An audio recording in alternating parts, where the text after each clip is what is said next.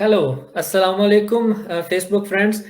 जैसा कि कल आपसे वादा किया था कि कल हम इंशाल्लाह हमारे जो एक्सपर्ट हैं खावर नदीम साहब उनसे दोबारा रब्ता करेंगे और हमारा जो सेशन कल टेक्निकल वजूहात की बिना पर नहीं हो सका उसको दोबारा कंटिन्यू करेंगे। तो आज का हमारा सेशन है export of fruits and vegetables from Pakistan, कि हम कैसे जो है वो फ्रूट्स और वेजिटेबल को पाकिस्तान से एक्सपोर्ट कर सकते हैं और इस सिलसिले में हमें किन अवामल से गुजरना पड़ेगा, क्या रिक्वायरमेंट्स हैं।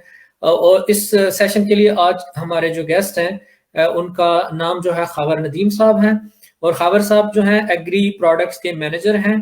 पाकिस्तान एक्सपोर्ट जो बोर्ड है कॉमर्स ई कॉमर्स का कॉमर्स मिनिस्ट्री का उसमें और इस्लामाबाद में ये होते हैं। तो मैं सबसे पहले वेलकम करता हूं खावर नदीम साहब को और उनका शुक्रगुजार हूं कि उन्होंने अपने कीमती वक्त से टाइम दिया। और उनसे रिक्वेस्ट करता हूं कि ब्रीफली जो है थोड़ा सा अपने बारे में हाजरीन को बताएं। जी अस्सलाम वालेकुम मुजाहिद साहब, आपकी बड़ी मेहरबानी। थैंक यू वेरी मच कि आपने मुझे मौका दिया। एक तो थोड़ी सी मैं करेक्शन कर दूं, ये Pakistan horticulture development and export company है जी। ये मिनिस्ट्री ऑफ कॉमर्स का एक अटैच अदारा है और मैं इसमें as a manager agri products काम कर रहा हूँ पिछले 2 साल से। मेरी अपनी एक्सपर्टीज और जो मेरी क्वालिफिकेशन है वो हॉर्टिकल्चर में ही है। मैंने पिछले 10-12 साल से प्राइवेट सेक्टर में काम किया है फ्रूट्स और वेजिटेबल की सप्लाई चेन के ऊपर। तो यहाँ पे जो मेरा मैंडेट है, इस इदारे के साथ जो मेरा काम है, जो मेरी रिस्पॉन्सिबिलिटीज हैं, वो पाकिस्तान से हमारे फ्रूट्स और वेजिटेबल्स की एक्सपोर्ट्स को प्रमोट करना है। अब एक्सपोर्ट प्रमोशन के अंदर दो चीजें आती हैं। हम इसमें प्रोडक्ट डेवलपमेंट के ऊपर भी काम कर रहे हैं, हम इसमें मार्केट डेवलपमेंट के ऊपर भी काम कर रहे हैं। तो ये मेरा मुख्तसर सा तारुफ है जी। आप अपने इंटरव्यू का बाकायदा आगाज करें ताकि हम लोग इसको जल्दी से कंक्लूड कर रहे हैं, क्योंकि कल से हम लोग कोशिश कर रहे हैं कि किसी तरीके से ये सक्सेसफुली रन हो जाए। But because of some technical issues हम लोग इसको कर नहीं पाए। आई होप कि आज ये सेशन जो 30-40 मिनट का है वो स्मूथली चल जाए। जी मुजाहिद साहब, ओवर जी टू यू। बिल्कुल जी। बहुत शुक्रिया हावर साहब, आपने जो है अपना इंट्रोडक्शन दिया। अच्छा, आपने दो चीजें बताई कि एक तो आपकी जो कंपनी है उसका मैंडेट यह है कि आप एक्सपोर्ट को प्रमोट करना चाहते हैं और दूसरे नंबर पे मार्केट डेवलप करना चाहते हैं। तो इन दोनों क्वेश्चंस पे स्टेप बाय स्टेप पहले तो ये बताएं कि आप प्रमोट करने के लिए जो है आपकी कंपनी जो है या पाकिस्तान गवर्नमेंट मिनिस्ट्री जो है वो क्या कर रहे हैं, कौन सी एक्टिविटीज है, फार्मर्स को कैसे एजुकेट किया जा रहा है या उनके पास क्या ऑप्शंस हैं। फर्ज करें कि मेरा अगर एक जानने वाला है जो कि पोटैटो ग्रोअर है, एक मुद्दतों से वो टनों के हिसाब से पोटैटो लगा रहे हैं, अगर वो एक्सपोर्ट करना चाहते हैं तो वो उनको क्या करना पड़ेगा। जी सर, मैं कोशिश करता हूँ कि आपके आंसर को जरा सिंप्लीफाई कर सकूं, इसके इसके क्वेश्चन के आंसर को। सर, जैसा कि मैंने अर्ज किया कि हमारा मैंडेट जो है वो मार्केट डेवलप करना है। अब मार्केट डेवलपमेंट जो है उसके पीछे पूरी सप्लाई चेन इन्वॉल्व होती है। अब भी इस चीज को समझते हैं। आपने मुझे एग्जांपल कोट की कि आपका कोई फार्मर या कोई दोस्त या कोई कलीग जो पोटैटो ग्रोअर है, या वो फार्मर है या प्रोसेसर है, अगर उसने एक्सपोर्ट करना है तो वो क्या करेगा। सर देखें, सबसे पहले हमने देखना ये होता है कि हमारा इंटेंशन जो है वो कौन सी मार्केट है, हमने किस मार्केट में जाना है। हर प्रोडक्ट की जो मार्केट्स हैं उसकी अपनी स्पेशलाइज्ड किस्म की रिक्वायरमेंट्स हैं। मिसाल के तौर पे अगर आप पोटैटो की बात कर रहे हैं तो पोटैटो की कंट्री वाइज रिक्वायरमेंट मुख्तलिफ है पाकिस्तान से। जो पाकिस्तान से पोटैटो रशिया के लिए जो पाकिस्तान से एक्सपोर्ट हो रहा है, तो रशियन मार्केट्स की रिक्वायरमेंट जो है वो धुला हुआ आलू लेते हैं। मतलब उनको देखें, इसमें अगर हम मैं इसमें ऐड करता चलूं, क्वारंटीन जो सेगमेंट होता है किसी भी प्रोडक्ट का, हमारे सॉइल्स में आपको पता है बाय डिफॉल्ट निमाटोड सॉइल्स में होते हैं। तो जो रशियन सॉइल्स हैं उनमें भी जो निमाटोड्स का इशू है, वो एक्सेप्ट नहीं करते कि अगर आलू के साथ सॉइल मटेरियल भी जाए। तो इसलिए उनकी रिक्वायरमेंट है कि आपने आलू को वॉश करना है। वॉश करने के बाद फिर सारी बात है वो मार्केट की रिक्वायरमेंट के मुताबिक उसकी पैकेजिंग और उसके बाकी सारे मामला, और फिर उसके बाद वो रिफर में डालते हैं, उसका टेम्परेचर कंट्रोल करते हैं और वो निकाल देते हैं। बाई सी ही जाता है ऑब्वियसली रशिया। अगर मैं बात करूं किसी और मार्केट की, मिसाल के तौर पे दुबई अगर आलू भेजना है या अफगानिस्तान अगर आलू जा रहा है, तो उसके लिए वॉश नहीं करते लोग, क्योंकि मार्केट्स की रिक्वायरमेंट नहीं है उस तरह। तो किसी भी मार्केट में जाने से पहले विल हैव टू सी कि उस मार्केट में चाहिए क्या, उस मार्केट की स्पेसिफिकली रिक्वायरमेंट्स क्या है। उसमें दो तरह की चीजें होती हैं, एक तो कंट्री स्पेसिफिक रिक्वायरमेंट होती हैं, उस कंट्री के लिए आपको जो क्वारंटीन इश्यूज हैं या जो जिसको हम एसपीएस या sanitary and phyto sanitary measures जिनको हम बोलते हैं, उनको मीट करना मैंडेटरी होता है। प्लस उसमें मार्केट की अपनी एब्जॉर्प्शन के लिए कुछ चीजें होती हैं जो कंज्यूमर या जो यूजर एंड के ऊपर देखी जाती हैं, जिसके अंदर उसकी कॉस्मेटिक लुक, उसमें उसके पैकेजिंग साइज, उसमें पैकेजिंग स्टाइल, उसमें पीस साइज, उसमें काउंट साइज, उसमें उसका राइपनिंग या मेच्योरिटी लेवल, उसमें ये सारी चीजें उसमें काउंट होती हैं। इट डिपेंड्स कि उस मार्केट की एब्जॉर्प्शन की किस तरह की एब्जॉर्प्शन लेवल किस तरह का है। तो इन दोनों चीजों को सामने रखते हुए कोई भी एक्सपोर्टर जो है उसको फैसला करना पड़ता है कि उसने जिस मार्केट में जिस इंटेंशन है उसकी जाने की, उसकी रिक्वायरमेंट्स उस कंट्री की क्या है और फिर स्पेसिफिकली उस मार्केट की क्या है। तो वो मीट करेगा तो फिर ही वो उस मार्केट में जा पाएगा। आपने शुरू में मेरे से पूछा था कि हमारे इदारे का क्या रोल है मार्केट डेवलपमेंट में, मैं मुख्तसर सा वो भी बताता हूँ। सर देखें, मार्केट, कोई भी नई मार्केट खोलने के लिए मार्केट इंटेलिजेंस करनी पड़ती है। आपको अपने कंपेटिटर्स को स्टडी करना पड़ता है, आपको वहां पे जो प्रोडक्ट चाहिए है या जो सेल हो रहा है उस प्रोडक्ट को हमने स्टडी करना है।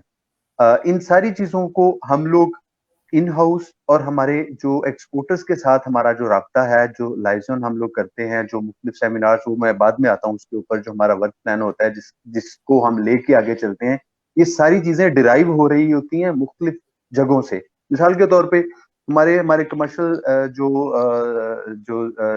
कमर्शियल सेक्टर्स हैं या जो हमारी एम्बेसीज हैं या हमारे जो अटैचीज हैं या हमारे जो कॉन्सुलेट्स हैं दुनिया में जहां पे भी हमारा उनके साथ राब्ता है, एक तो उनकी अपनी वर्किंग होती है, ठीक है, कि उस कंट्री में उस रीजन में स्पेसिफिकली कौन सी प्रोडक्ट जो है उसकी डिमांड है, उस प्रोडक्ट का स्टेटस क्या है, उस प्रोडक्ट का पोटेंशियल क्या है, उसकी वर्थ वहां पे क्या है, और पाकिस्तानी प्रोडक्ट वहां पे जाके किस तरह परफॉर्म करेगी। एक तो हमें वहां से इंफॉर्मेशन आ रही होती है, प्लस हमारे एक्सपोर्टर्स दुनिया में मुख्तलिफ जगहों पे जाते हैं, एग्जीबिशंस में जा रहे होते हैं, अपना फेयर्स में जा रहे होते हैं, मुख्तलिफ जो अपने फ्रूट और वेजिटेबल के ऊपर जो नुमाइशें चल रही होती हैं, आपको पता है पूरी दुनिया में वो मुख्तलिफ टाइम से, कोरोना की वजह से वो के पिछले 2 साल से वर्चुअली वो हुई हैं, बट फिजिकली ये पिछले कई सालों से ये काम चल रहा है। और हमारा इदारा लोगों को अपने पैनल से हम लोग भी लोगों को भेज रहे हैं, उसमें सब्सिडाइज करते हैं कॉस्ट को, उसकी हमारी एक पॉलिसी है, उसके मुताबिक हम एग्जीबिटर्स भी भेजते हैं, हम डेलीगेट्स भी भेजते हैं, हम प्रोडक्ट्स भी यहाँ से भिजवाते हैं नुमाइश के लिए, ताकि पाकिस्तानी प्रोडक्ट वहाँ पे डिस्प्ले में आए और लोगों को पता चले कि हमारी प्रोडक्ट कैसी है। वहां से हमें इंफॉर्मेशन इकट्ठी होती है। इसके बाद हम लोग हमारा जो Pakistan horticulture development and export company का जो मैंडेट है, हमने जो प्रोडक्ट डेवलपमेंट के ऊपर काम करना है, उसके लिए हम लोग प्री सीजन और पोस्ट सीजन वर्कशॉप्स और सेमिनार्स कर रहे होते हैं। ये पूरा साल की एक्टिविटी है, ये ऑटो पे चल रही होती है। हमने जो मेजर पाकिस्तान की प्रोडक्ट्स हैं जिसकी सरप्लस प्रोडक्शन है, जिसमें मैंगो है, जिसमें सिट्रस है, citrus is the top of the line, जो जिसकी तकरीबन कोई 25 लाख टन के करीब पैदावार है पाकिस्तान में। किन्नू हमारी मेजर वैरायटी है, उसमें अभी तो हर मौसमी और फ्रूटर भी काफी लग गया है, नई हब्स बन गई हैं उसकी माशाल्लाह से। हमारे पास मैंगो है, मैंगो की 18-19 लाख टन के करीब पैदावार है। हमारे पास डेट है, उसके बाद हमारे पास एप्पल है। गो के एप्पल की इतनी ज्यादा प्रोडक्शन नहीं है, 5, 5.5, 6 लाख टन के करीब हमारे पास पैदावार है, बट फिर भी हमारे पास प्रोडक्शन तो उसकी है। हमारे पास बनाना है 1.5-2 लाख टन के करीब हमारे पास वो पैदा हो रहा है। हमारे पास वेजिटेबल्स में टॉप ऑफ द लाइन जो है वो पोटैटो है, जिसकी 50-51 लाख टन के करीब पैदावार है, जो कि बहुत है। हमारे पास अनियन है, 30-35 लाख टन के करीब हमारे पास उसकी पैदावार है। टमाटो है, 1.5-2 लाख टन के करीब हम लोग वो पैदा कर रहे हैं। हमारे पास ये प्रोडक्ट्स फ्रूट और वेज जो मैंने टॉप पे मैंने बताई हैं, जिनके मैंने नाम लिए, इनके पास हमारे पास सरप्लस प्रोडक्शन है। अब ऑब्वियसली हमारे पास जिनकी सरप्लस प्रोडक्शन है, हमने उन्हीं के लिए नई मार्केट्स डिग आउट करनी है, अनकवर करनी है। उन मार्केट्स के ऊपर हम लोग स्टडी कर रहे होते हैं। पैरेलली हमारे एक्सपोर्टर्स जो हैं वो, चूंकि जारी बात है उनका स्टेक इन्वॉल्व है, वो उनके पास विजिलेंस होती है, वो विजिट करते रहते हैं, वो हमें इन्फॉर्म करते हैं। प्लस हमारे जो कमर्शियल जो हमारे काउंसलर्स हैं वहां पे, हम उनको कांटेक्ट करते हैं और उनसे इंफॉर्मेशन लेते हैं। इन सारी जगहों से, इन सारे तरीकों से जो इंफॉर्मेशन इकट्ठी होती है, उसकी बेसिस पे हम लोग फिर फैसला करते हैं। और इसमें जो कंसर्न मिनिस्ट्रीज हैं, जैसा कि नेशनल फूड सिक्योरिटी का मैंडेट है, किसी भी नई जो मार्केट है उसको खुलवाने में हमारा डिपार्टमेंट ऑफ प्लांट प्रोटेक्शन जो है उसका रोल प्ले होता है। जिस तरह आपके जर्मनी में या कहीं और दुनिया में जहां पे भी हमने जाना है तो वहां पे एनपीपीओज होते हैं। एनपीपीओज, हमारा एनपीपीओ डीपीपी है, तो हमारा डीपीपी ने फिर पीआरए करवाना होता है। उसका पूरा प्रोसीजर है, वो टाइम टेकिंग जॉब होती है। उसमें जिस तरह हमने अभी काम शुरू कर दिया हुआ पोटैटो के लिए, पोटैटो चाइना मार्केट खोलने के लिए, पोटैटो पाकिस्तान पोटैटो जो है उसको चाइनीज मार्केट तक पहुंचाने के लिए हमने अप्रोच कर लिया हुआ है कंसर्न एनपीपीओ को, और कंसर्न जो मिनिस्ट्री है उसको भी इन्वॉल्व कर लिया हुआ है। चेरीज के ऊपर हमने काम शुरू किया था 2 साल पहले, उसके ऊपर भी वो एडवांस स्टेज पे है। आई होप कि वो भी चाइनीज मार्केट उसके लिए ओपन जल्दी हो जाएगी इंशाल्लाह। हम अभी अपना जो हमारा मेज है, मेज हमारे पास प्रोडक्शन अच्छी हो रही है, तो हमें लोगों ने अप्रोच किया एक्सपोर्टर ने कि चाइना खुलवा के दें हमें। अब चाइना के ऊपर हम काम कर रहे हैं क्योंकि रीजनल मार्केट है। खासतौर पे मैं यहाँ पे ऐड करता चलूँ, किसी भी कंट्री की के लिए प्रायोरिटीज में रीजनल मार्केट्स होनी चाहिए और होती हैं हमेशा। आप दुनिया के एग्जांपल उठा के देख लें, अमेरिका में अगर आप देखें तो जितनी मैक्सिमम इंपोर्ट्स हैं या एक्सपोर्ट्स हैं वो उसके रीजन में हैं। आप यूरोप का देख लें, नेदरलैंड्स आपकी हब बनी हुई है, और सारा यूरोप में वो आपका मेन इंपोर्टर भी बना हुआ है, एक्सपोर्टर भी बना हुआ है। वो चूंकि उसके पास एक वो पोर्ट है तो पोर्ट का उसको एज है। बट रीजनल मार्केट्स में हमेशा पेरिशेबल प्रोडक्ट्स को प्रेफर किया जाता है, क्योंकि पेरिशेबिलिटी को सामने रखते हुए, प्लस हमारे एक्सपेंसेस जो हैं वो आजकल आपको पता है इस दौर में, खास तौर पे जबकि दुनिया ने टेक्नोलॉजी में बहुत ज्यादा एडवांस स्टेज पे लोग चले गए हैं, बड़ी मेहनत हुई है। अनफॉर्चुनेटली पाकिस्तान में आर एंड डी पे उस तरह काम नहीं हो सका जिस तरह की दुनिया ने किया है। हमारे कंपेटिटर्स जो हैं उनकी कॉस्ट ऑफ प्रोडक्शन दिन ब दिन नीचे जाती गई है, क्वालिटी बहुत बेहतर उन लोगों ने कर ली है। अनफॉर्चुनेटली हमने क्वालिटी के ऊपर उतना काम नहीं किया, हमने कॉस्ट ऑफ प्रोडक्शन के ऊपर उतना काम नहीं किया। हमारा कंपेटिटिवली अगर हम लोग देखें तो हम लोग कम्पीट ही नहीं कर पा रहे। और आजकल के जो सूरत हाल, करंट सिनेरियो, सिट्रस सीजन सर पे है हमारे, मिड नवंबर से बाकायदा एक्सपोर्ट स्टार्ट हो जाती है हमारी मेन मार्केट्स में। रशिया मार्केट हमारी मेन मार्केट है सिट्रस की, हमारा मलेशिया है, इंडोनेशिया है, यूएई है। Sorry sir. पिछले साल रशियन जो मॉस्को का हमारा जो फ्रेट रेट था वो 4,000, 3700, 3800, $4,000 के करीब था। इस साल $9,000 है सर। तो अब बताएं वो सारा का सारा लोड होना है किसके ऊपर? प्रोडक्ट के ऊपर। खाने वाले कौन है? वही। और कंपेटिटर्स उसी कीमत पे बैठे हुए हैं, मुझे बताएं कैसे compete करेंगे? इस तरह के चैलेंजेस का हमें सामना है। और ये कोई एक इदारा, कोई एक कंपनी, कोई एक बंदा, कोई एक एक्सपोर्टर इसका हल नहीं निकाल सकता। ये इसके ऊपर एक क्यूमुलेटिव एफर्ट चाहिए जो कि लोग कर रहे हैं अपने अपने ताई, जितनी किसी के साथ हो रही है। जी, आप कुछ पूछना चाह रहे हैं सर? जी, मैं पूछना ये चाह रहा हूँ कि कुछ चीज़ें जो हैं वो क्लैरिटी डिमांड करती हैं। जैसे कि आपने बड़ी डिटेल में बताया जो आपकी एक कंपनी कर रही है और जो जिन चीज़ों पे काम हो रहा है।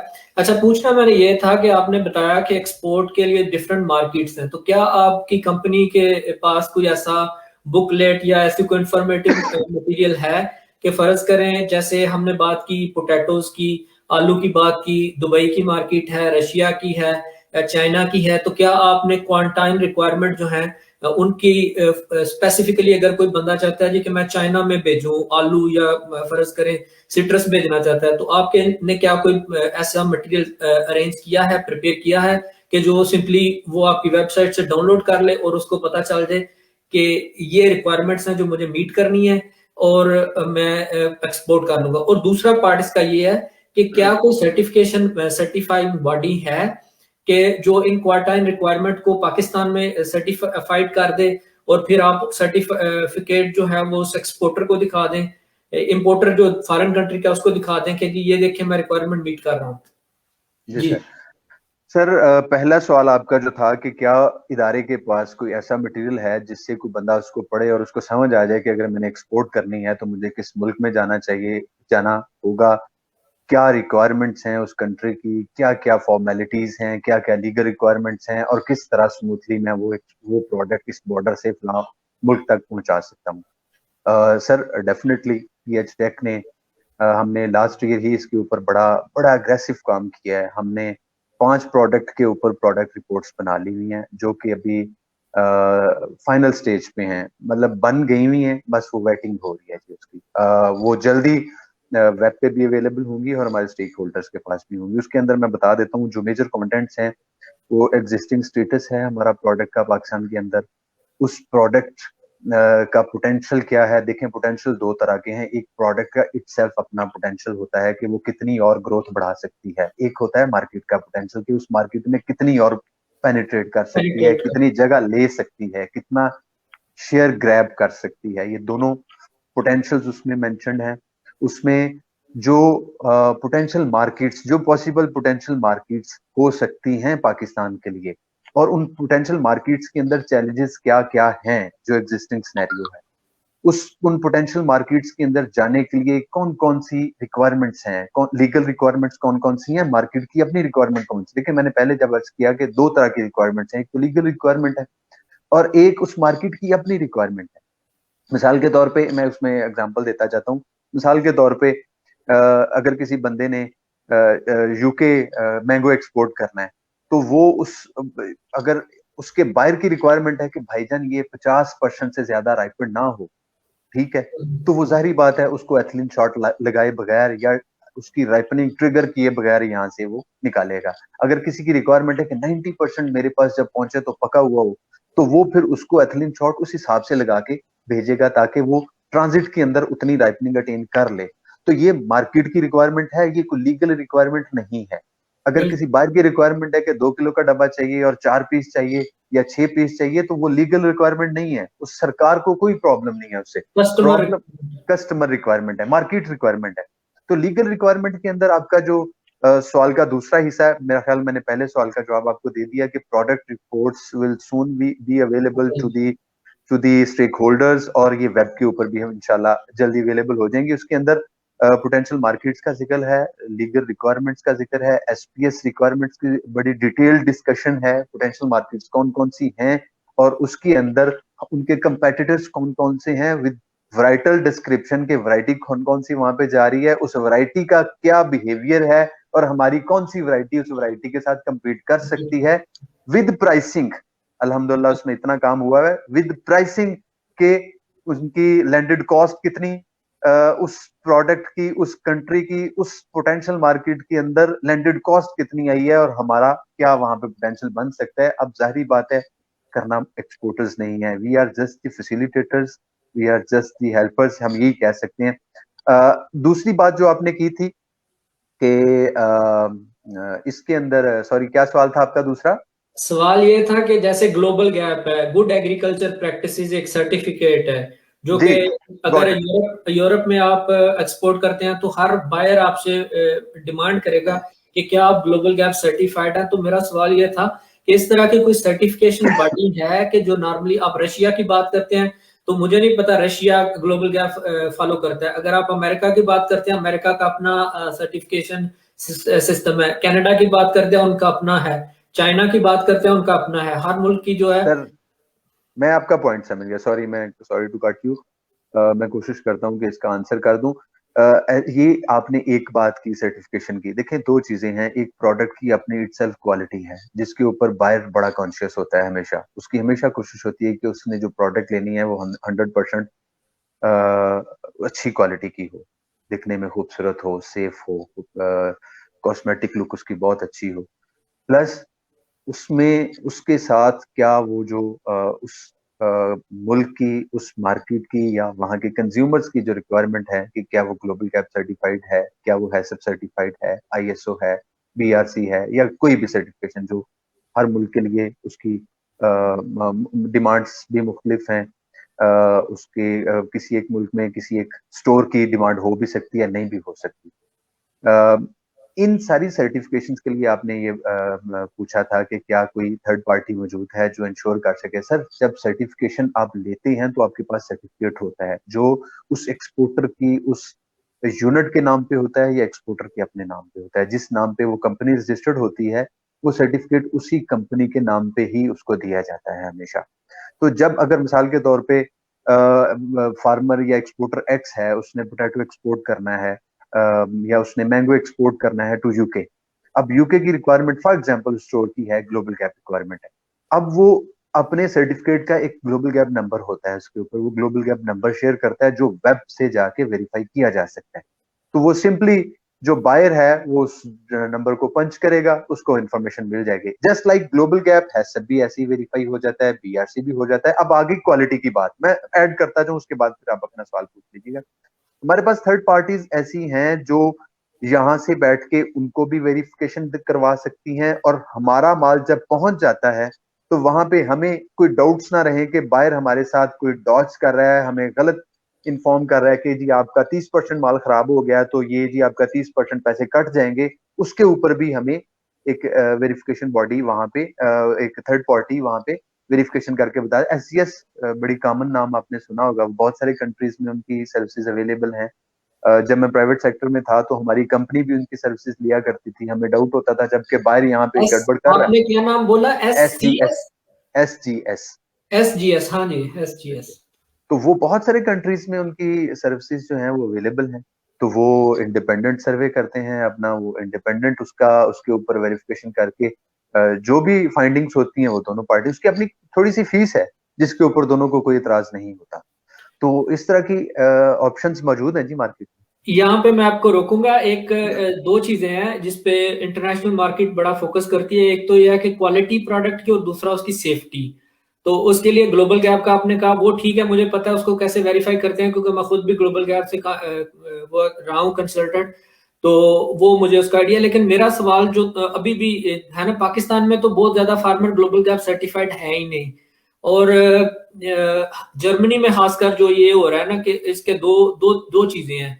एक, आप सबूत देते हैं जी कि मेरी प्रोडक्ट सेफ है, ग्लोबल गैप आपको सबूत देते हैं कि आपने गुड एग्रीकल्चर प्रैक्टिसेस फॉलो की हैं। फिर आप उसका रेजिड्यू एनालिसिस करते हैं कि जी प्रोडक्ट में कोई पेस्टिसाइड्स के रेजिड्यू नहीं है, यानी सेफ फॉर ह्यूमन कंजप्शन है।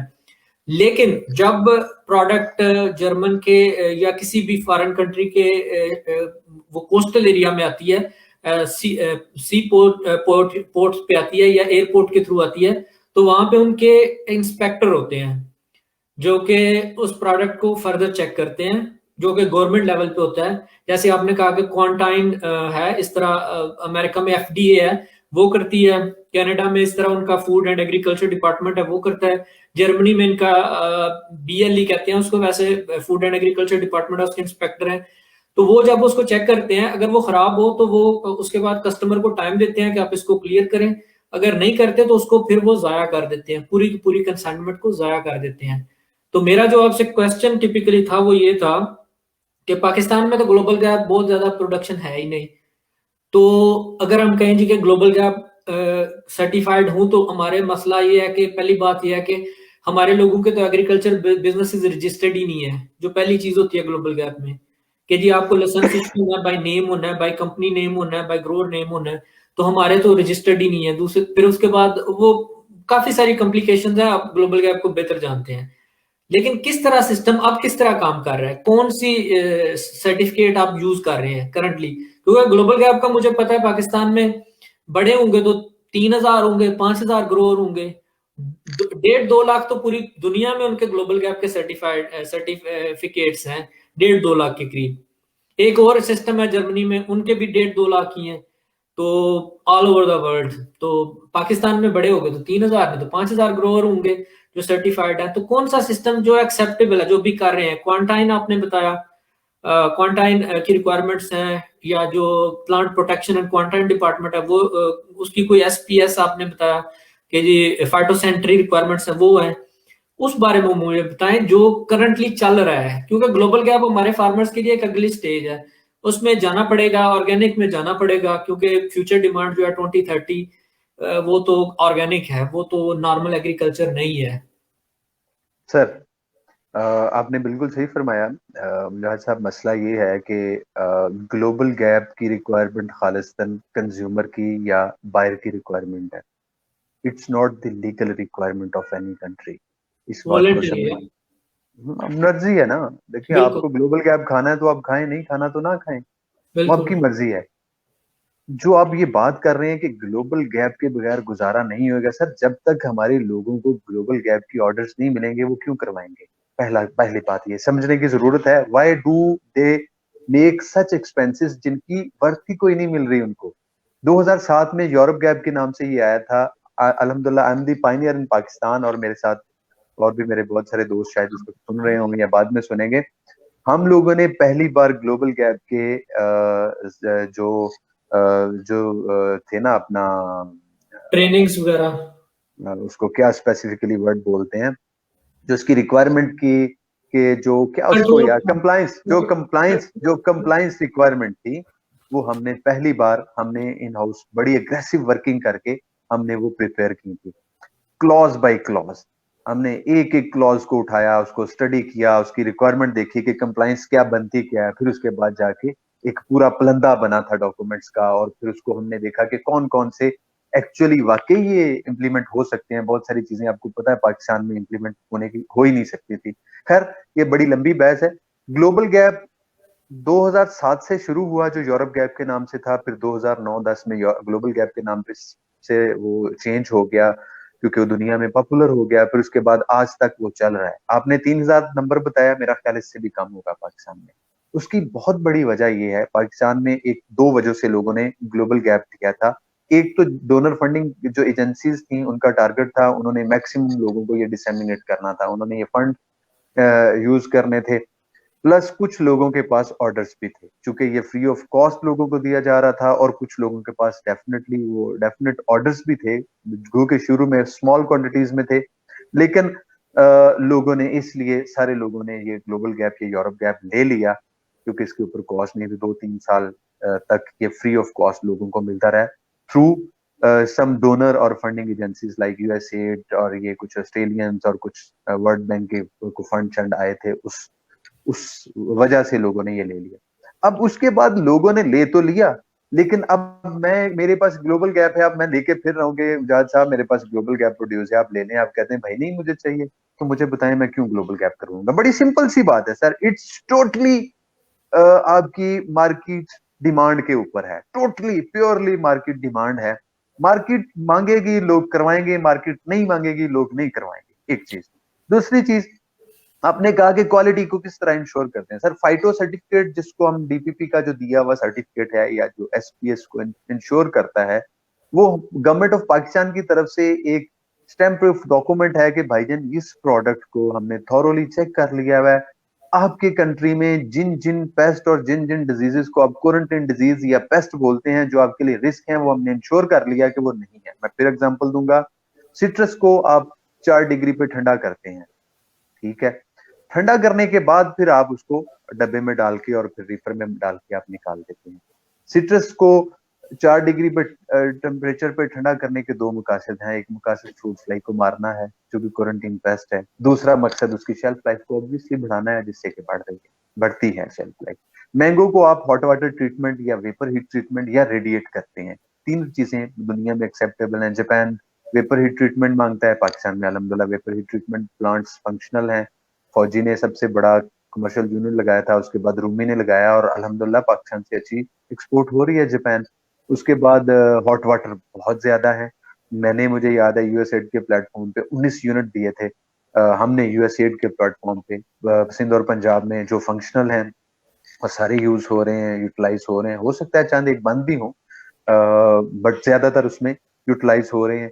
रेडिएशन यूनिट हमारे पास पारस फूड्स के नाम से, जिसमें horticulture development and export company का बड़ा रोल है। एटॉमिक एनर्जी के साथ हमने मिलके ये कोलैबोरेटिव जॉइंट वेंचर था, और वो फंक्शनल है। ऑस्ट्रेलिया रेडिएटेड प्रोडक्ट मांगता है। हाँ, अमेरिका के लिए हमारे पास कोई रजिस्टर्ड यूनिट इस वक्त तक तो नहीं है, लेकिन कराची में एक यूनिट लग गया है। आई होप कि इस कमिंग मैंगो सीजन के अंदर वो फंक्शनल भी होगा और यूएसडीए से अप्रूव भी होगा, क्योंकि वो अमेरिकन की रिक्वायरमेंट है। बाकी मैंगो की ये जो ट्रीटमेंट्स हैं, ये फ्रूट फ्लाई की एरेडिकेशन को इंश्योर करती है।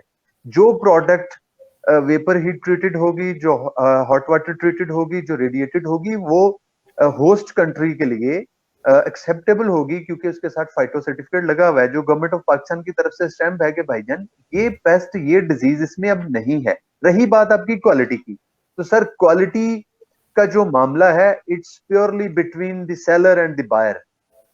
तो वो सेलर और बायर फैसला करते हैं कि क्या वो उस डिलीवर्ड क्वालिटी के ऊपर दोनों पार्टीज सेटिस्फाइड हैं तो उनका बिजनेस चलता है, वरना उनका बिजनेस क्लैप्स कर जाता है। ये तो प्योरली दो लोगों के दरमियान का मुआहदा है, अगर वो वर्क करे तो उस क्वालिटी के ऊपर अगर दोनों को कोई मसला नहीं है तो काम चल जाता है। इसमें तो कोई दूसरी चीज ही कोई नहीं है।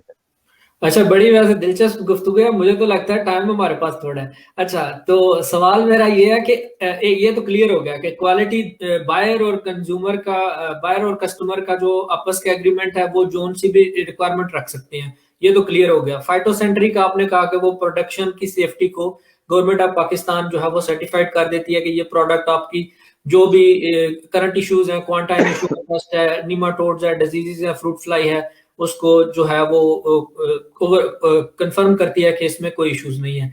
तो ये फाइटोसैनिटरी सर्टिफिकेट ये कैसे मिलता है? अगर फर्ज करें, जैसे मैंने पहले कहा कि जो लोग पहले ग्रो कर रहे हैं, जो फार्मर पहले ग्रो कर रहे हैं, वो फाइटोसैनिटरी सर्टिफिकेट के लिए कहाँ से रब्ता कर सकते हैं?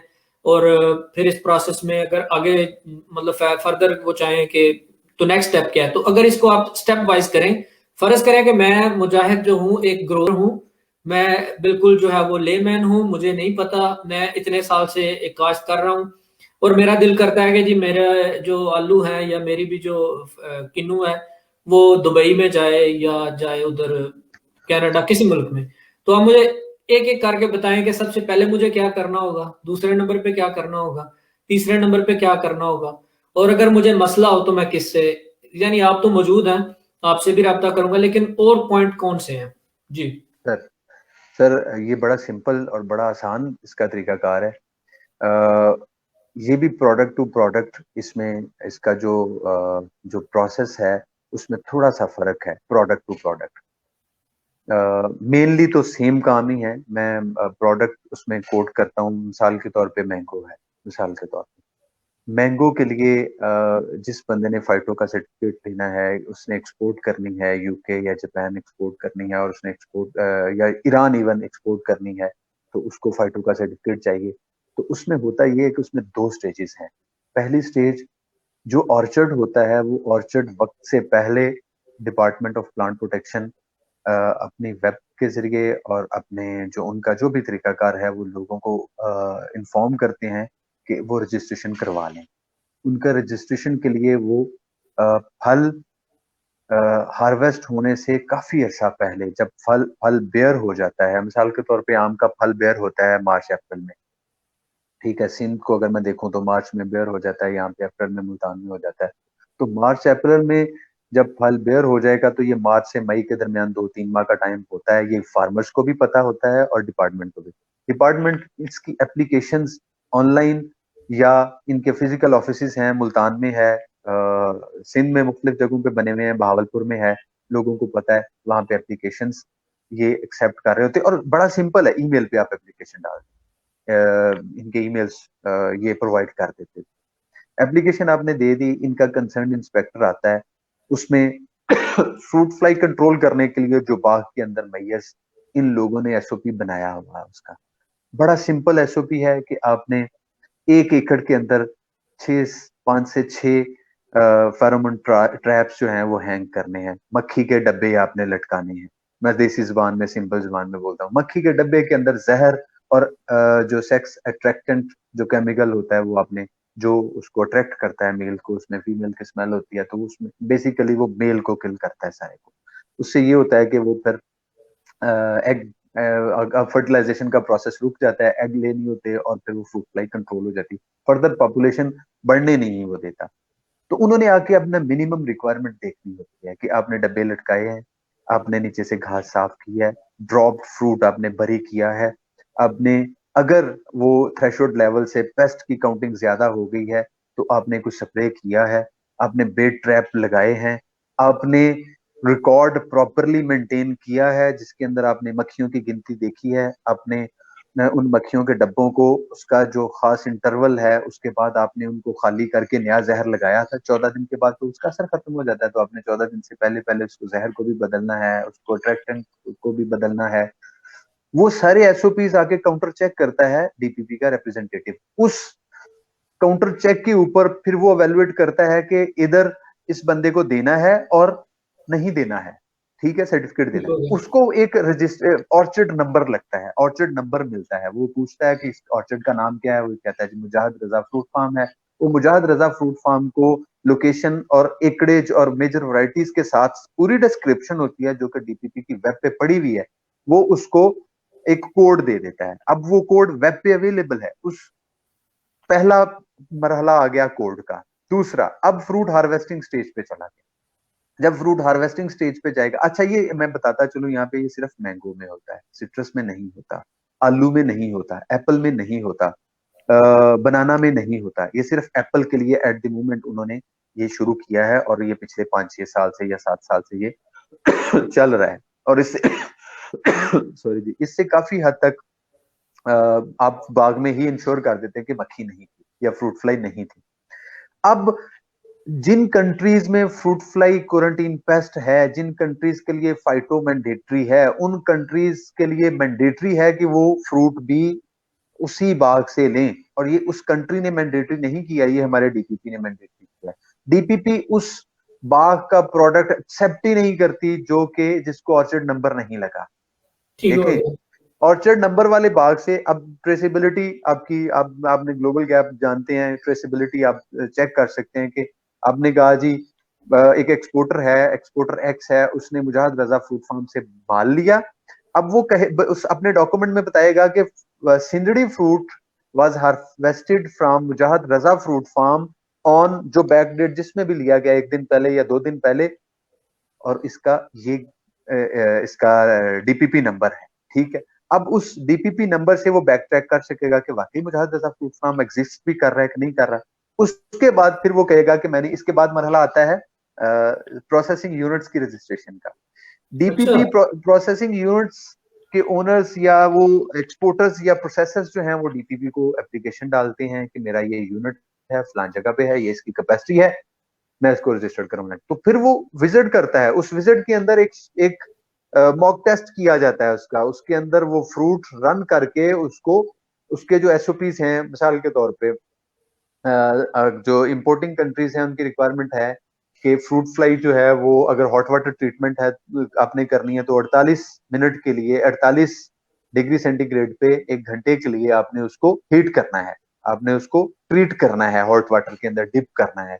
तो वो आते हैं, वो आके देखते हैं कि क्या टेम्परेचर 1 घंटे के लिए 48 डिग्री रहा है। फिर वो प्रोब के साथ, प्रोब थर्मो प्रोब के साथ फ्रूट का टेम्परेचर चेक करते हैं कि क्या पल्प उसकी 48 डिग्री तक गई थी।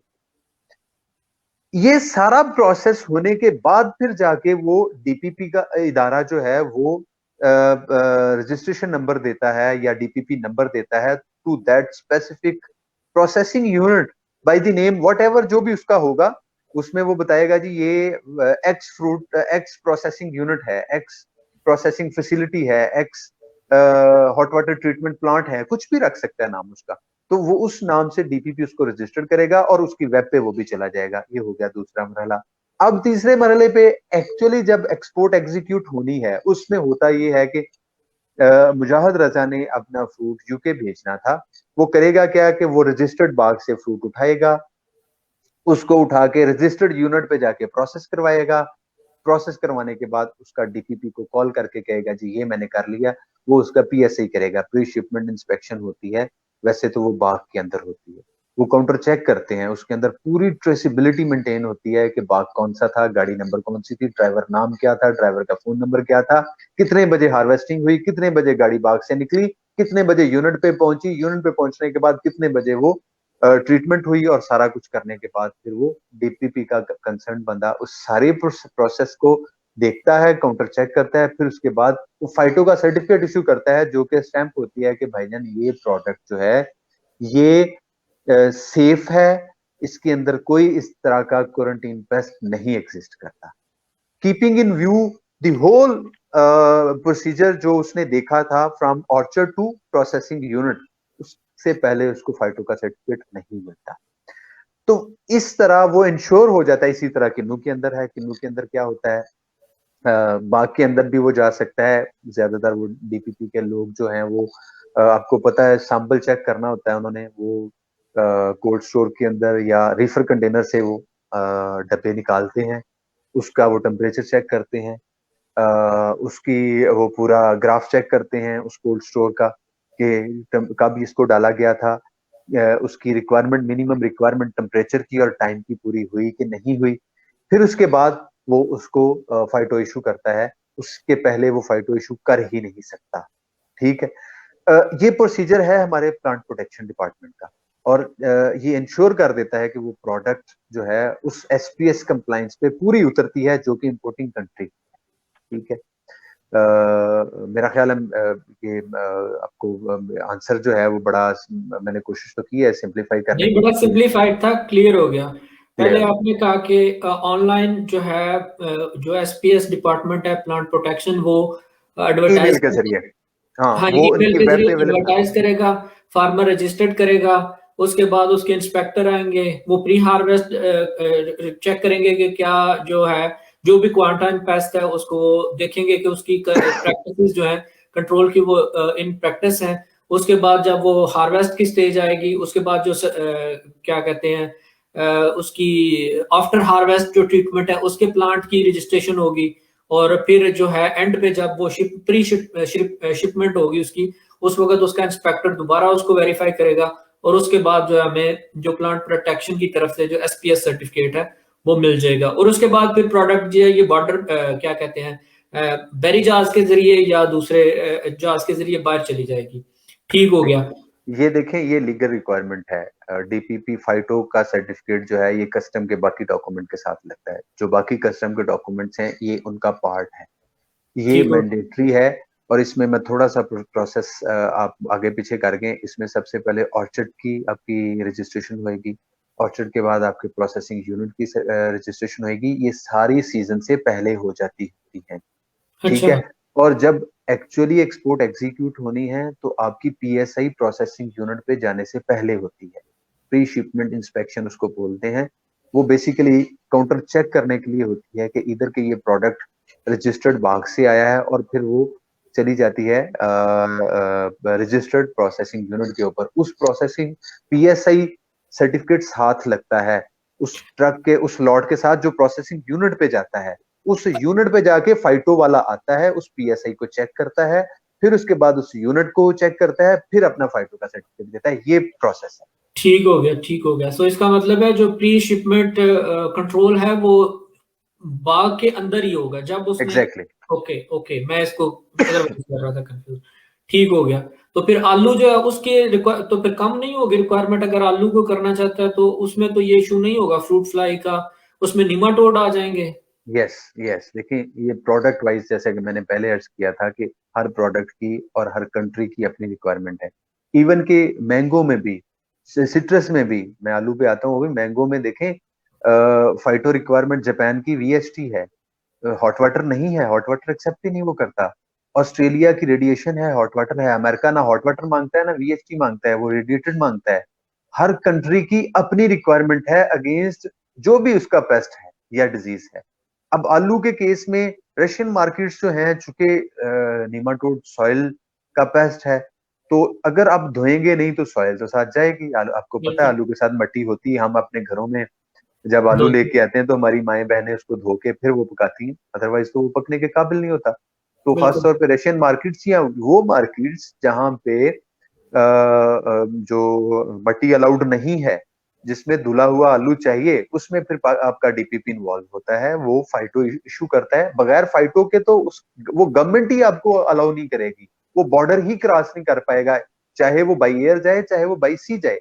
जब भी कोई आपकी लैंड करेगी कोई प्रोडक्ट, चाहे वो समंदर के जरिए जाए चाहे हवा के जरिए जाए, इवन आप रोड्स के जरिए जा रही हैं, टीआईआर के ऊपर बड़ा काम शुरू हो गया है, रोड ट्रांसपोर्ट जिसको हम लोग बोलते हैं, उसके जरिए जाए, जब बॉर्डर क्रॉस होना है तो वहां का एनपीपीओ हरकत में आता है, वो फौरन सारे डॉक्यूमेंट चेक करता है, और वो चाहे तो वो प्रोडक्ट भी चेक कर सकता है, वो उसकी मर्जी है। वो फाइटो के ऊपर अगर ही इज सेटिस्फाइड या शी इज सेटिस्फाइड तो इट्स ओके, अदरवाइज वो प्रोडक्ट भी देख सकता है, वो उसकी मर्जी है। लेकिन चूंकि यहाँ पर ये सारे मैयर्स लिए जाते हैं खासतौर पे उन कंट्रीज में के लिए जो जो जहाँ के जो एनपीपीओ जो ज्यादा सख्त हैं, उनके लिए हमारा डीपीपी बड़ा मुहर्रक मुतहर्रक रहता है। चाइना के लिए उनकी रिक्वायरमेंट 2 डिग्री टेम्परेचर की है, और उसमें इतनी कॉस्मेटिक के ऊपर चीजें हम लोगों ने उनके साथ साइन की हुई हैं कि वो मीट करने के लिए हमारे एक्सपोर्टर्स की जान निकल जाती है सिट्रस में। बाकी कंट्रीज के लिए 4 डिग्री है। चाइनीज कहते हैं जी 2 डिग्री प्लस माइनस 0.2, ये फ्लेक्सिबिलिटी है 0.2। और वो कहते हैं जी आप ये जो 27 या 25 दिन का जो ट्रांजिट टाइम है आपका, फ्रेट का जो टाइम है, उसमें वो रेफर वाले से कहते हैं जी दें ग्राफ, वो ग्राफ प्रोवाइड करेगा, उस ग्राफ के अंदर वो देखेगा कि कितनी ये ऊपर नीचे गया है। और ये बड़ा अनफॉर्चुनेट है कि हमारे जो शिपिंग लाइंस वाले हैं वो कभी भी टेम्परेचर मेंटेन नहीं कर पाते, जो कि इंपोर्टिंग कंट्री की रिक्वायर, जिसकी वजह से हमें सफर करना पड़ता है। हम उसके ऊपर भी वर्किंग कर रहे हैं, पता नहीं वो अब हम उसमें सक्सेसफुल हो पाएंगे कि नहीं पाएंगे, but we are on it कि चाइना इसमें थोड़ी लिनियंसी या उसमें फ्लेक्सिबिलिटी और बिल्ड कर दे, क्योंकि ये अबाउट टू इम्पॉसिबल है। एक बंदे ने बड़ी मेहनत से फ्रूट इकट्ठा किया है, आपको पता है, आपको मैं एक बताता जाऊं कि ये भी वेरी अनफॉर्चुनेट है कि हमारी सिट्रस की, किन्नू की खास तौर पे जो क्वालिटी हम लोगों ने खराब कर ली हुई है, उसमें बड़े सारे इश्यूज आ गए हैं। 10 कंटेनर आप दुबई के बना लें तो बड़ी मुश्किल से, उन 10 कंटेनर्स में से अगर माल छांट करके निकालें तो एक कंटेनर बड़ी मुश्किल से चाइना का बनता है। तो अच्छा। इतना साफ सुथरा माल उनको चाहिए। और ऑन दी अदर वे अगर मैं बात करूं तो हमारे पास उस तरह का साफ माल नहीं है जो कि उनको चाहिए।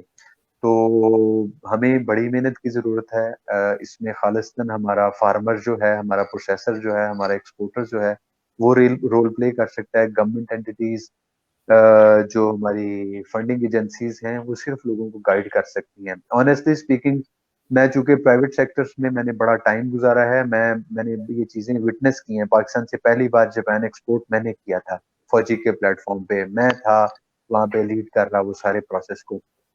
तो हम लोग सुबह से शाम तक भागते थे, बड़ी मुश्किल से हम 3 से 4 टन आम इकट्ठा कर पाते थे। मैं आपको मजे की बात बताऊं, हम डीसैपिंग रैक लेके गए मैंगो फील्ड्स के अंदर। लोगों ने कहा ये हॉस्पिटल्स की चारपाइयां कहाँ ले आए हो, निकालो इनको, ये हमें बीमार कर देंगे। ट्रेंड नहीं है सर, लोगों की हैबिट नहीं है, यहाँ पर डंडे मार के हार्वेस्ट करने की आदत है। अनफॉर्चुनेटली हमारी डेलिकेट, हमारी प्रीमियम प्रोडक्ट्स जो हैं उनको डील करने वाला जो लेबरर है, वो बेचारा अनपढ़ है। वो 400-500 रुपए दिहाड़ी पे आज भी काम कर रहा है। वो बंदा जाके दिहाड़ी लगाता है जो घर बार से फारग होता है। ये बड़ा अनफॉर्चुनेट है। और फार्मर का मसला ये होता है, या प्रोसेसर का, उसने कॉस्ट बचानी है, वो अपनी कॉस्ट बचाने के चक्कर ऐसी करवा देता है। हमारी तो स्टार्ट में ही गड़बड़ हो जाती है। हमारी लेबर जो हैंडल कर रही है उस प्रोडक्ट को, उसको नहीं समझ इस प्रोडक्ट की फिजिकल डेफिनेशन डैमेज क्या है। फिजिकल डैमेज हो जाता है, फिर ब्रूजेस आ जाते हैं, फिर फंगस आ जाता है, और फिर और ये सारी सारी प्रोडक्ट। चीजें बाद में मेच्योरिटी के टाइम पे नजर आती हैं। उस टाइम पे तो वो बड़ा खूबसूरत नजर आ रहा होता है, और वो मुख्तलिफ मराहल पे वो चीजें सॉर्ट आउट होना शुरू हो जाती हैं, वो नजर आना शुरू हो जाती हैं। फिर वो अब हमें समझ आती है कि ओहो, ये वो डंडा था जो हमने सर में मारा था प्लांट टाइम पे, ये वो टोकरी का दाग है जिसमें हमने धक्के से इसको घुसा दिया था, ये वो। बिल्कुल। और जिन गाड़ियों के ऊपर हमारी प्रोडक्ट ट्रेवल करती है, इनलैंड ट्रांसपोर्टेशन, आपको पता है कोई फूड, फ्रूट या सेफ्टी। पेरिशेबल प्रोडक्ट नहीं, सेफ्टी तो और चीज है, इनकी पेरिशेबिलिटी को सामने रखते हुए कोई डिजाइन ही नहीं हुई हुई। मैं मजे कोल्ड की बात स्टोरेज आपको बताऊं, कोल्ड कोल्ड स्टोरेज स्टोर पे भी। तो एक बहुत आप सोफिस्टिकेटेड जगह पे चले गए सर। इसकी सस्पेंशन मैंने, फौजी में हमारे ब्रूजेस कंट्रोल नहीं हो रहे थे, तो मैंने पूरी रिसर्च की इसके ऊपर। एक बहुत बड़ी वजह ये बनी कि 10 टन की सस्पेंशन वाली गाड़ी के ऊपर आप 3 टन लोड करेंगे तो वो उठा उठा के मारता है उसको, वो बिल्कुल जिसको, physical yes, damage. You can understand के 10 टन, और वो 10 टन के ऊपर क्यों डिजाइन की है उसने, 2 महीने आम या 3 महीने आम उसने उसके ऊपर ट्रांसपोर्ट करना है। उसके बाद तो उसने फर्नीचर और पत्थर और बजरी और बाकी चीज, वो एक्सक्लूसिव एक्सक्लूसिव यूज ही नहीं है उसका प्रोडक्ट का। तो वो क्यों करे 3 महीने अपनी कमानियों को ठीक, क्यों सस्पेंशन को बेहतर करे। तो वो फिर जारी बात है, आम सर पे तो उठा के ला नहीं सकते, किन्नू सर पे उठा के तो ला नहीं सकते। ट्रॉली जिसकी सस्पेंशन सिस्टम ही कोई नहीं है, ट्रैक्टर ट्रॉली, उसके ऊपर टोकरियां रखी होती हैं, और किन्नू आपको पता है कितना सेंसिटिव स्किन है उसकी। वो जब जंप लेता है और उसके ऊपर लेबरें भी बैठी होती हैं। जो हमारे साथ, हमारे पेरिशेबल फ्रूट्स और वेज के साथ जो किया जाता है, वेरी अनफॉर्चुनेट है। ये हम लोगों को अवेयरनेस दे रहे हैं, और अच्छी खबर ये है कि बहुत सारे प्रोग्रेसिव फार्मर्स, प्रोसेसर्स इस चीज को एक्नॉलेज कर गए हैं। उनको अब समझ आ गई है कि will have to adopt these things, otherwise will be out. कोई ऑप्शन नहीं है, कोई सूरत ही नहीं है कि दुनिया में एक्सेप्ट करेगी सर। हम कंपटीशन में नीचे जाते जा रहे हैं, कॉस्ट में ऊपर जाते जा रहे हैं, क्वालिटी दिन ब दिन हमने खराब कर ली है। इस प्रोग्राम की वसातत वसातत से भी मैं लोगों से रिक्वेस्ट करूंगा, खुदारा एक जो फ्रूट या प्रोडक्ट की जो क्वालिटी है वो आप लोगों ने मेंटेन कर ली और वो आप कर सकते हैं। लोगों ने अब लोग लोकल मंडी में डीसैपिंग रैक्स के ऊपर डीसैप करके आम भेज रहे हैं। अब लोग लोकल मंडी में आलू को धो के बेच रहे हैं। अब लोग गाजर लोकल मंडी में धो के भेज रहे हैं। गत्ते के डब्बे में लोग अब लोकल मंडी में भेज रहे हैं, जिसका ट्रेंड नहीं था। लोग आज से 5 साल 10 साल पहले कहते थे ये नहीं हो सकता, ये मुमकिन नहीं है। लोगों को समझ आना शुरू हुई है कि नहीं, पाकिस्तान में भी इस तरह की क्लास मौजूद है जो पैसे खर्च कर सकती है और उसके ऊपर कुछ इतनी बड़ी कॉस्ट भी नहीं है और उसके अल्टीमेट बेनिफिट्स या जो पॉजिटिव उसके जो प्रो साइड है वो बहुत अच्छी है, बहुत ज्यादा है। लोगों को ऐसे ऐसे समझ आना शुरू हो गई और लोग कमा भी रहे हैं। सर, हमारी डिस्कशन 50 मिनट हो गई है और मुझे लगता है हमें 1-2 सेशन और करना पड़ेगा। ये इतना वसी टॉपिक है, एक सिटिंग में तो ये हल नहीं होगा। तो अच्छा, इस मामले में जो मेरा गुलाम इसहाक साहब से भी बात हुई, एक फ्लोरिकल्चर के शायद आपने देखा होगा, डॉक्टर सईद साहब से भी हुई। तो हमारी जो मेरी और हमारे दूसरे साथियों की जैसे आप हैं, कोशिश यही है कि हम लोगों को इस बारे में अवेयर करें, जो इंफॉर्मेशन हमारे पास है हम उनको पास ऑन करें और अपना रोल प्ले करें। गवर्नमेंट लेवल बहुत बड़ा है, उसमें आपको पता है कॉम्प्लिकेशंस भी होती हैं, प्रॉब्लम्स भी होती हैं, लेकिन हम एज एन इंडिविजुअल जो भी रोल प्ले कर सकते हैं हम कोशिश करें और करेंगे इंशाल्लाह। और उम्मीद है कि मुझे आपका और हमारे दूसरे साथियों को भी आपका साथ इस कोशिश में जरूर हो मिलेगा। तो आपसे रिक्वेस्ट मैं ये करूंगा कि अब दोबारा मैं आपसे दोबारा रब्ता करूंगा और हम कभी जो है ना प्रोडक्ट स्पेसिफिक जो है एक सेशन करें, जरूर और जैसे आलू की, सिर्फ आलू पे बात करें, कौन सी मार्केट्स हैं, रिक्वायरमेंट्स क्या हैं, ताकि सिर्फ जो बंदा आलू एक्सपोर्ट करना चाहे वो आलू के बारे में उसको इन्फॉर्मेशन मिल जाए। वन हैंड स्टॉप, जैसे आजकल पता है आपको वर्ल्ड में कॉन्सेप्ट है कि एक जगह से ही सारी इंफॉर्मेशन जो है, फिर मैंगो हो गया, फिर सिट्रस हो गया, डेट हो गई, बनाना हो गया, जो भी प्रोडक्ट्स जिनमें पोटेंशियल है। वैल्यू एडिशन एक सिर्फ सवाल है, लेकिन इस पे हम ज्यादा डिस्कस नहीं करेंगे, इसको अगली डिस्कशन पे छोड़ेंगे कि वैल्यू एडिशन पे भी आपने कुछ काम किया है या आपका डिपार्टमेंट या महकमा या कंपनी काम कर रही है कि वैल्यू एडिड प्रोडक्ट्स हैं, जैसे मैंगो हो गया, पल्प हो गया, जूस हो गया, स्क्वैशेस हो गए, जैम्स हो गए, और इस तरह की प्रोडक्ट्स, और लाइकवाइज सिट्रस और other products. Sir, value addition is also the part of marketing. उसको हम इग्नोर कर ही नहीं सकते। हम चूंकि हमारी कैपेसिटीज लिमिटेड हैं वैल्यू ऐड करने की, इस वक्त जो मैक्सिमम वैल्यू ऐड हो सकती है या जो मेनली हो रही है पाकिस्तान में, वो अच्छी पैकेजिंग ही है या जो मखसूस ट्रीटमेंट्स हैं। बट उसको ड्राई करना, उसको पल्प में कन्वर्ट करना, उसके कोई प्योरीज बनाना, उसका कोई सिरप बनाना, ये सारी वैल्यू एडिशन है जिसके ऊपर नॉलेज तो एट द मोमेंट हमारे पास है but because of limited resources कुछ बहुत सारी जगहों में वैल्यू एडिशन नहीं हो रही या नहीं हो सकती। मैं उसमें कुछ चीजें कोट कर दूंगा। हमारे पास मैंगो की पल्प बन रही है, सिट्रस की पल्प बन रही है, गावा की पल्प बन रही है, डेट का सिरप बन रहा है। हमारे पास आलू के अंदर हमारे पास फ्रेंच फ्राइज बन रहे हैं जो कि मकेन के मुकाबले के हैं। फौजी ने वो यूनिट लगाया है, बड़ा state of the art unit है। वो अब चूंकि लोकल उसकी इतनी ज्यादा खपत है और उनकी प्रोडक्शन जितनी भी है वो लोकल खप जाती है, तो इसलिए एक्सपोर्ट नहीं कर रहे वो। ठीक है, इस तरह के यूनिट और लगेंगे, उसमें वैल्यू एड वो कर रहे हैं। उसमें बहुत अच्छा फ्रेंच फ्राइज, बहुत अच्छी उन्होंने उसके ऊपर अनकवर कर ली हुई हैं चीजें, वैरायटीज उन्होंने डिस्कवर कर ली हुई हैं जिनसे वो फ्रेंच फ्राइज बनते हैं। ये पेप्सी है वो लेज बना रही है, लेज के नाम का प्रोडक्ट अपने वो एक्सपोर्ट भी होता है और लोकल भी कंज्यूम होता है। उसकी मखसूस वैरायटीज हैं, फ्रेंच फ्राइज की मखसूस वैरायटीज हैं, मैंगो में पल्प की मखसूस वैरायटीज हैं। पल्प बन रही है हमारे पास, ये सेप्टिक भी है, सेप्टिक भी है, केमिकल वाला भी है, केमिकल के बगैर भी है। हमारे पास सिट्रस का जूस बन रहा है और हमारे पास गावा का पल्प बन रहा है, हमारे पास स्ट्रॉबेरी का पल्प बन रहा है, हमारे पास एप्पल उसमें जा रहा है।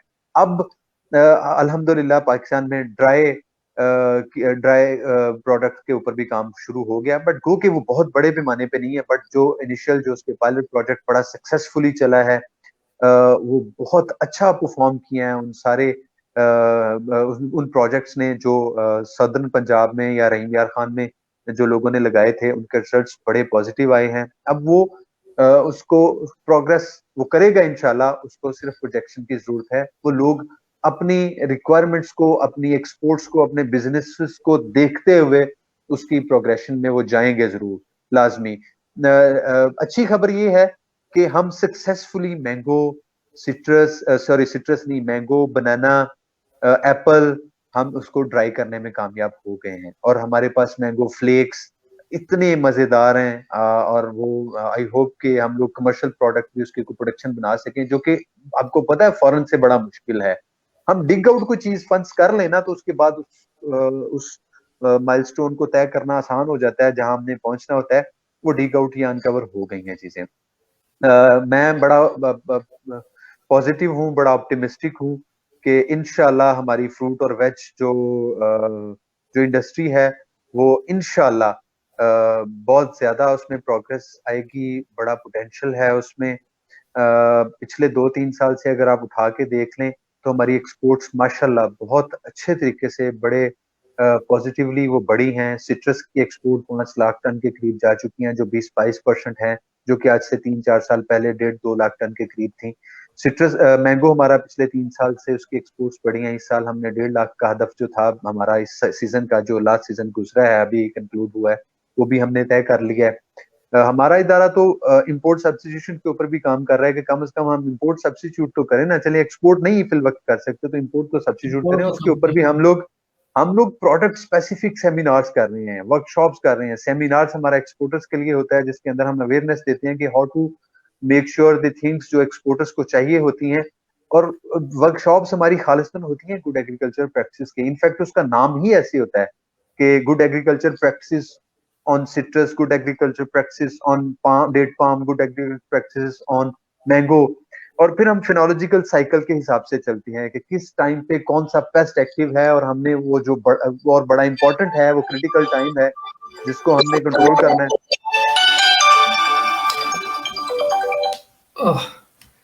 चले। तो ये सारा कुछ है जी, डिस्कशन में रहेगा। मुझे बड़ी खुशी है कि आपने मुझे मौका दिया, मुझे दावत दी। I tried my level best कि मैं लोगों को आसान फहम में चीजें कम्युनिकेट कर सकूं। फिर भी अगर आपकी वसातत से अगर किसी बंदे को कोई इंफॉर्मेशन चाहिए हो, कोई सपोर्ट चाहिए हो, कोई असिस्टेंस चाहिए हो, तो मैं हाजिर हूँ, हमारा इदारा हाजिर है। और I would like to sir, बस कंक्लूड होगी सर, कंक्लूड होगी बस। जी सर।